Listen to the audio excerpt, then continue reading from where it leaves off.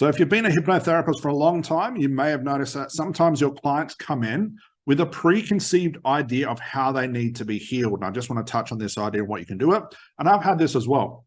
Sometimes I had lawyers come in and say, Scott, I want to quit smoking. And my friend went to another hypnotherapist, and that friend now told me that I need to do let's use a visualization. I need to do a visualization to see my inner child in order to quit smoking. So notice the issues right now. I've got a client coming in with the problem, which is a symptom, and they're now telling me how they want to be healed. They're now telling me, Scott, you need to use Ericksonian because I saw your YouTube video and now I watched Erick's and I want you to do Ericksonian hypnosis on me to heal my smoking.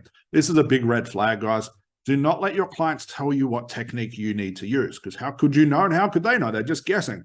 If you agree to it, you're now letting up control, and now your clients basically control everything. It doesn't work that well, and it's a big red flag.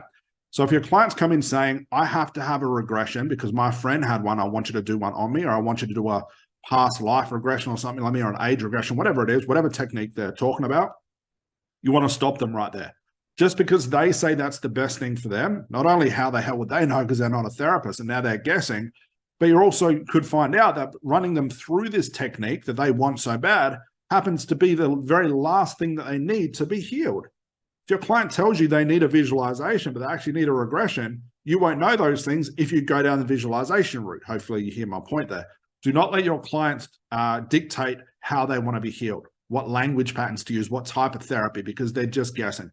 So if you find that from your client, you want to stop them and you want to figure out why they've come to you with this.